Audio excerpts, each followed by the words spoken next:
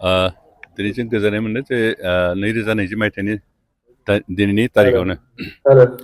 BTR सुक्ति जादोंमोन बेवहाय एनडिएफबि आरो आबसु ज' जानानै भारत सरकार असम सरकार सुक्ति खालामदों आरो बे सुक्तिखौ भारत सरकारा एनडिएफबिखौ टारगेट खालामदों खारन आबसुनि जिथु आन्दलन बे गणतान्त्रिक बेयाव खोब दावराव दावसि बिदि जाया आयेन श्रृंखलानि भंग जाया किन्तु एनडिएफबि जेराव सहस्त्र संगठन हिसाबै बे संगठननि जि सोमावसारनाय बे गोबां बारहावाफोर गाज्रि जायो आरो बेनिखायनो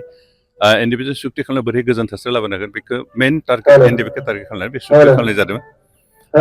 सुक्तिया जाबाय सुक्ति जाखांनाय जा बोसोरबा जाबाय आरो बे बोसोरबानि गेजेराव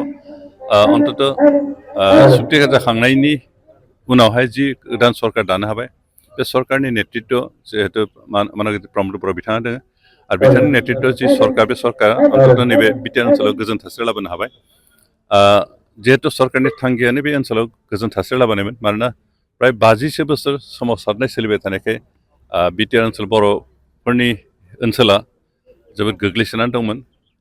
गुबुन गुबुन जाति जनगोष्ठीफोरजों गोरोबलायनो हायि बेबायदिबो मोनसे बारहावा जादोंमोन बेनिखायनो बोरैहाय गोजोन थासारि लाबोनो हागोन आरो गुबुन गुबुन जाति जनगोष्ठीफोरनि गेजेराव बोरै खौसेथि आरो गोरोबलायनाय लाबोनो हागोन बे बाथ्राखौ नोजोर होनानै भारत सरकारा सुक्ति खालामदों आरो बे सुक्तिया साक्सेस जाबाय दिनै जोंहा गोजोन थासारि फैबाय आरो गोजोन थासारि फैनायखाय जों जौगानाय खामानिफोरखौ मावनो हानाय बेबायदि मोनसे परिबेक फैबाय आरो इटिमेटलि जोंहा जौगानाय हाबाफारि जागायजेनबाय आरो बे स्पिडआव दावगालांबाय थासिगोन दा जोंहा सुक्तिनि जिफोर दफा सुक्तिनि जिफोर रादाय बे रादायफोरनिफ्राय 90% जाफुंजोब्बाय मात्र जोंहा मोननैसो जाफुंनाय जायाखै आरो बे निश्चय जाफुंगोन बे सिमा बांहोनाय जाबाय सिमा बांहोनाय जानाय लोगो लोगो बे कमप्लिट जायाखै अन्तत बेवहायबो जोंहा बाउन्डारिखिनिया जाबाय बुंनो थाङोब्ला थखय बाउन्डारि खिन्थु बाउन्डारिसिम हाबनाय माखासे गामिखौ जों डिक्लेयार खालामनो हानाय जायाखै मानोना फरेस्ट एलेका आरो बे गामिफोरनो जेतियालागै हानि कागज पत्र होनो हानाय जाया अब्लालागै बे हयथ' डिक्लेयार खालामनो एसे टाइम नांगोन खिन्थु बे इटिमेटलि जोंहा प्रसेसा जागासिनो बे जों आसा खालामदों हयथ' नेक्स्ट काउन्सिल इलेक्सननि सिगाङाव जों बेखिनिखौ कमप्लिट खालामनो हागोन बेनिफ्राय जोंहा एनडिएफबिनि केडारफोरनि थाखाय जिखिनि बेबस्थानि बाथ्रा लिरनाय जादोंमोन रादायाव बेबो जाफुंजोब्बाय जोंहा बै रिहेबिलिटेसननि बाथ्रा दंमोन एक्स केन्डिडेट एक्स एनडिएफबिफोरनो नैबे जिखिनि एनडिएफबिनि केसनि जिखिनि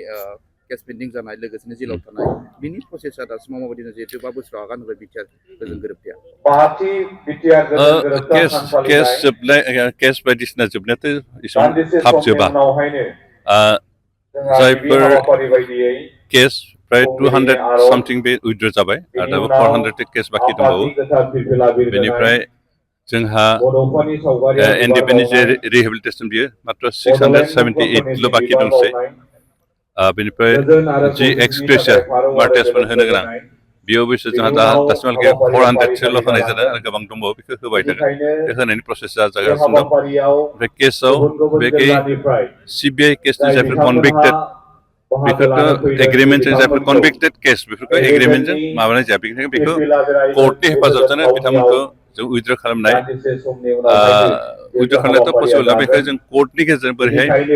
सिगांनि कनभिक्सन जानाय माबायदि बेखौ रिभिउ खालामनो थाखाय आपिल खालामनाय जादों आरो माखासेखौ जों बेलायाव दिहुननो थाखाय नाजानाय जादों बिनिफ्राय जिफोर एनआइए केसाव हाबनानै दं बिथांमोननि गोबाङानो ट्रायल आन्डार ट्रायल जाबाय थादों आरो सानैसो कनभिक्टेड जानायबो दं दा बे एनआइए केसखौ जों स्टेटआव लाबोनायनि मोनसे प्रसेसखौ लादों आरो स्टेटआव लाबोयोबा जेनेरेल जिबायदि केस जेरै सिआरपिसि बा आइपिसिनि गेजेरजों ट्रायल बेखौ बिसार खालामनाय जागोन बेनिखायनो अब्ला इजि जाहैगोन बेखिनि प्रसेस खालामगासिनो दं बेनिफ्राय कनभिक्टेड केसफोर बे रन्जन दैमारि आरो बिथांजों थाबोनाय माखासे जिफोर केस दं बे केसफोरखौ जों किसुमानखौ बेलाव आरो किसुमानखौ रिभिउ खालामफिननो थाखाय केसखौ रिभिउ खालामफिननो थाखाय जों एपिल खालामनाय जादों आरो थांनायबो जा बेल माबाया पिटिसना रिजेक्ट जाबाय आरो जों बेखौ नाजाबाय थादों आरो इटिमेटलि बिटिआर सरकारनिफ्राय बेनि थाखाय जों जिखिनि खरस नांगौ कर्टआव बे गासैबो खरसखौ बिटिआर सरकारनिफ्राय बहन खालामनाय जादों आरो बे कर्टनि जुगिदि खामानि मावनायफ्रा एसे मा नाङो एसे गोबाव जायो आरो बेनिखायनो सम नांगोन बेखिनिखौ जों नाजानायखौ गाराखै जों बेखौ मावबाय थादों सार मोनसे खोथा बिटिआर गोजोन गोरोबथायाव मोनसे लिरख'नाय जादों बिटिआर गोजोन गोरोबथाजों लोगोसे 1500 कोटि रां हरनायनि जिखिनि मिरु सरकार हरनायनि मोनसे बाथ्रा दङमोन बियो थारैनो फैमारदोंना फैमाराखै दासिमाव? दा बे बुस्थुआ जोंनिफ्राय जिखिनि दा इनस्टिटिउसन बायदिसिनानि बाथ्रा दं बेखिनिखौ मावफुंबा बे 1500 कौटिया बेखिनियाव इमप्लिमेन्ट खालामनाय जागोन। जा सेन्ट्रेल इउनिभार्सिटिनि बाथ्रा दं, एनआइटि स्थापन खालामनायनि बाथ्रा दं,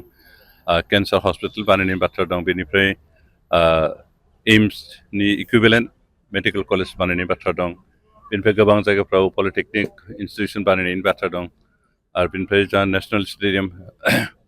बेबायदि बानायनायनि बाथ्रा दं। बे गासैबो खामानिफ्राव बे 1500 crore माखौ होनाय जागोन। बेनिफ्राय जा रेलवे कच, रेलवे फेक्ट्रि बिदि रेलवे कच फेक्ट्रि बायदि बानायनाय बाथ्रा दं। बे प्रसेसा गासिबो जागासिनो दं। बे जोंहा लेन्ड एलटमेन्टनि खामानिया एसे लेट जानायखाय बे लेट जादों आरो बे एसे टाइम नांगोन। जिहेथु बे जोंनि गेजेराव प्राय लार्ज एरियानि बे हा मोननो एसे गोब्राब आरो जिखिनि हा दं बेफोर गासैबो भिजिआर हादों बांसिन, बेनिखायनो बेफोरखौ डिरिजार्भ खालामनानै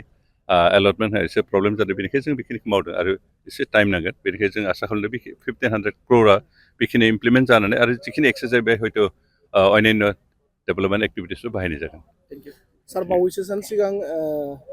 बिसमुरि हालामनि ब्रह्मपुर गामिनिफ्राय सासे एक्स एनडिएफबिआ हमजानो गोनां जाबावबाय। दा नैबेबायदि थासारिया मानि थाखाय? बे गाव गोरोन्थि मावबाथ' बे हयथ' एन्टि ससियेल एक्टिभिटिस इनभल्भ जानो गोनां, ओरैनो हमनाय नङा। हयथ' जिहेतु एग्रिमेन्टआव जा आर्मस होजोबनायनि बाथ्रा दं, हयथ' महाबा आर्मस लाखोमाबायनोबा मा खारनाव हमजादों बेखौ जों मिथिया। बेनिखायनो बे एन्टि ससियेल खामानिफ्राव एक्टिभिटिसआव इनभल्भ जादोंबाथ' हमजागोन। एनडिएफबिनियानो जा सिभिलानो जा बेबायदि माबाफोर एक्टिभिटिस इनभल्भ जानो हागौ, जों बेखौ क्लियार मिथियाखै। बेनिखायनो हमजादोंबा निस्सय बिनि आन्दाराव माबाफोर थागोन, नङाबा ओरैनोथ' हमजानाय नङा।